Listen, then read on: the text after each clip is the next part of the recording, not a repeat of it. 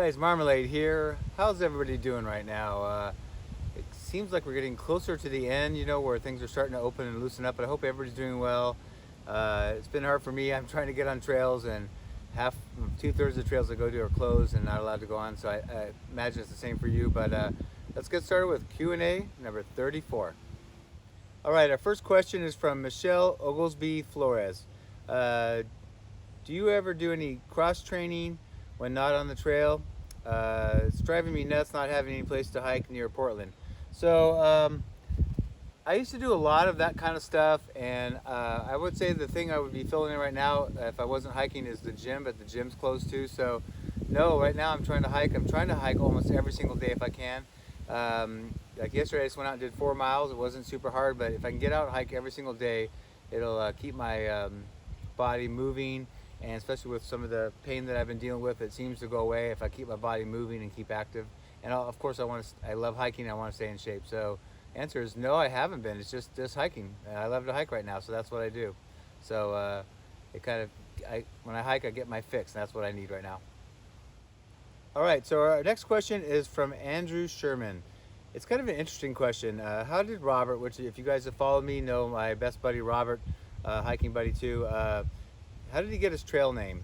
My kids are reading a book called Wild Robot, so I thought I'd ask. Yeah, so interesting question. I think I got this right, and Robert, if you see this and I have it wrong, I apologize. But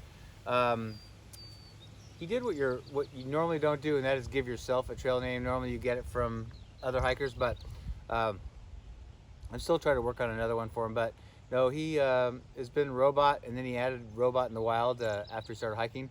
But he was a pretty big time DJ, and he did tons and tons of concerts and traveled, opened for tons of big time people, and did it for a very long time.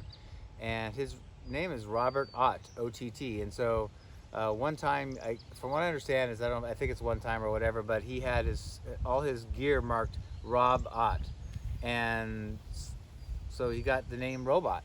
Because if you put Rob Ott together, it's Robot. So that's how he got it. I like it because I don't know if I've met another robot of any type on the trail. But that's how he got his name. So pretty interesting. All right, next question is from Terry Hicks, and I apologize, it's a lot to read, but kind of follow with me here. He asked, you made reference to perhaps an 8-day food carry while in the Sierra.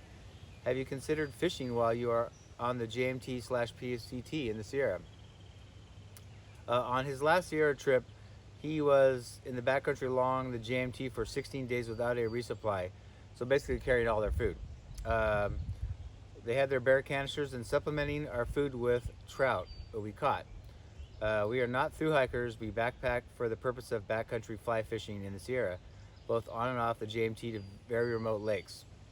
So that's interesting because I grew up fishing, and not really fly fishing, but freshwater fishing in lakes and things like that. But I love fly fishing. I've only done it a little bit. I've actually been pretty successful with it. But yeah, it has intrigued me.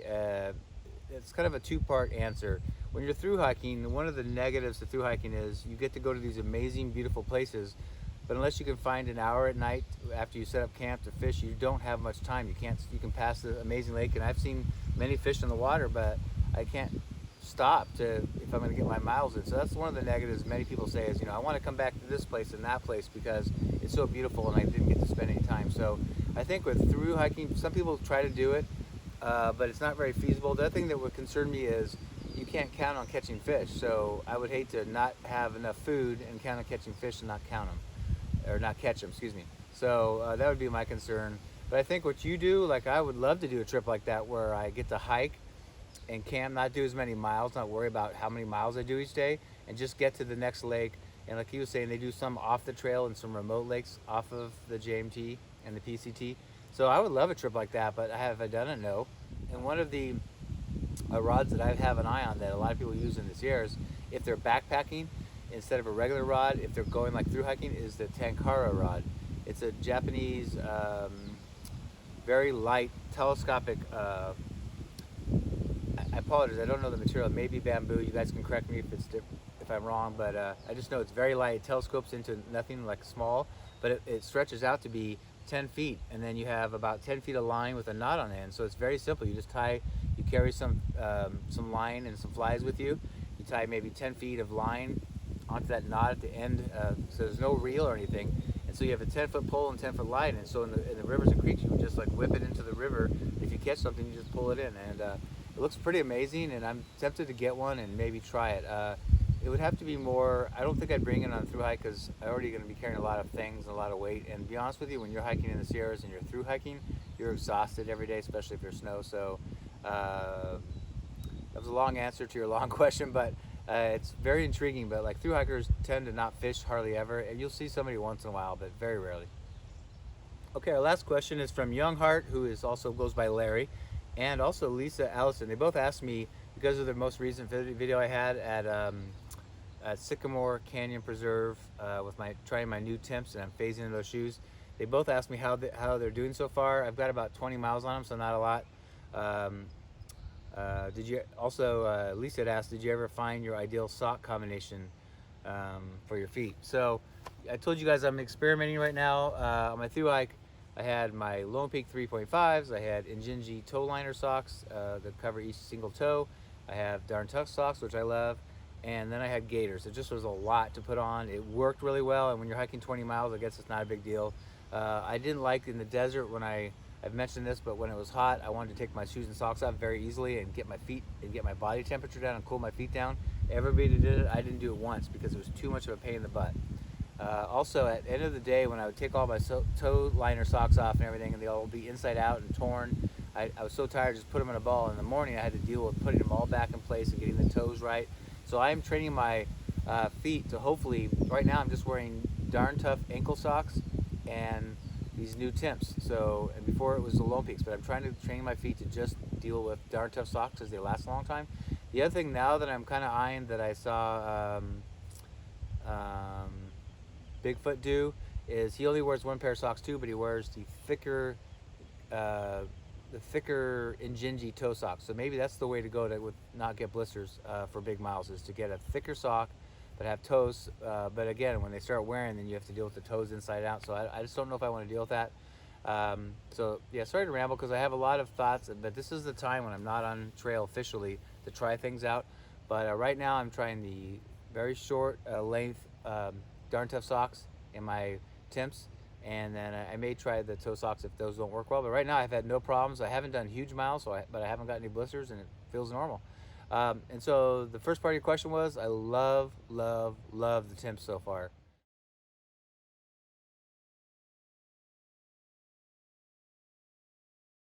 They are, I used to love the Ultra Lone Peak 3.5s because they had a very high stack height, which is the thickness of the sole, and it felt like you were walking on air.